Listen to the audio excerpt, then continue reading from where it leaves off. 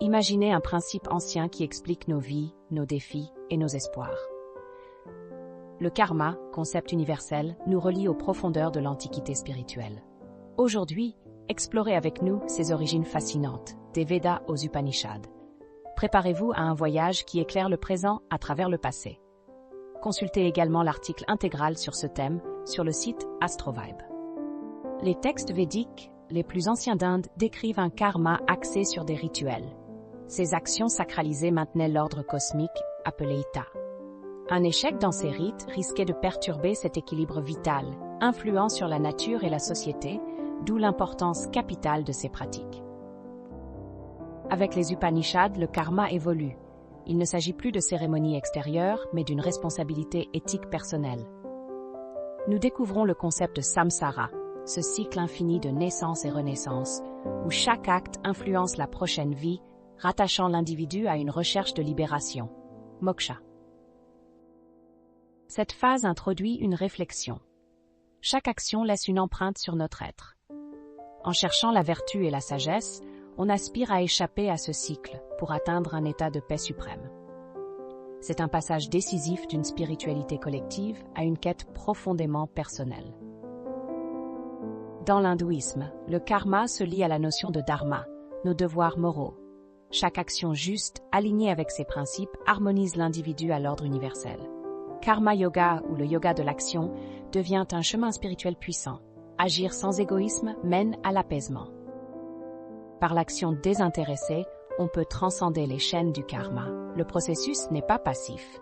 Il exige discipline et dévotion. En suivant son dharma, chacun contribue à l'équilibre cosmique, tout en progressant vers une évolution spirituelle plus élevée. Dans le bouddhisme, le karma repose sur l'intention derrière chaque geste. Ce n'est pas l'action brute qui compte, mais la motivation qui la guide.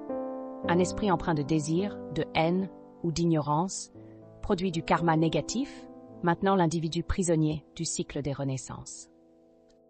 Cependant, en cultivant la compassion, la pureté et la sagesse, on peut libérer son karma.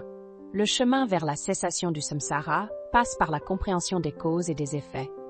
Ainsi, chaque pensée ou choix participe à notre progrès ou régression spirituelle. Le karma, dans le jaïnisme, est vu comme une substance matérielle alourdissant l'âme. L'atteindre signifie non seulement éviter les mauvaises actions, mais aussi adopter des pratiques ascétiques rigoureuses. La non-violence, ou ahimsa, est au cœur de cette vision radicale du détachement. Par des méditations intenses et des sacrifices personnels, les jaïns visent une purification totale. Cela leur offre une libération ultime, loin des entraves de ce monde matériel. Ici, le karma devient un fardeau littéral à éradiquer pour atteindre le sublime. Aujourd'hui, le karma dépasse les frontières religieuses. Dans un monde interconnecté, il inspire des réflexions sur l'écologie, les relations humaines et notre impact global.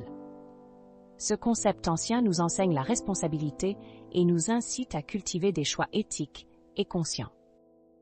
Des pratiques comme la pleine conscience ou l'altruisme moderne témoignent de sa réinterprétation. L'idée que chaque geste façonne une réalité plus grande reste un message universel. Le karma, loin d'être réduit à ses racines, nous offre une boussole pour relever les défis modernes. Le karma, fil spirituel traversant culture et époque, est une leçon profonde sur nos responsabilités. Nous faisons partie d'un grand tout, où chaque choix importe. Agissez avec cœur, conscience et précision. Explorez cette sagesse ancienne et incarnez-la dans votre quotidien. Et vous, quel karma laisserez-vous ?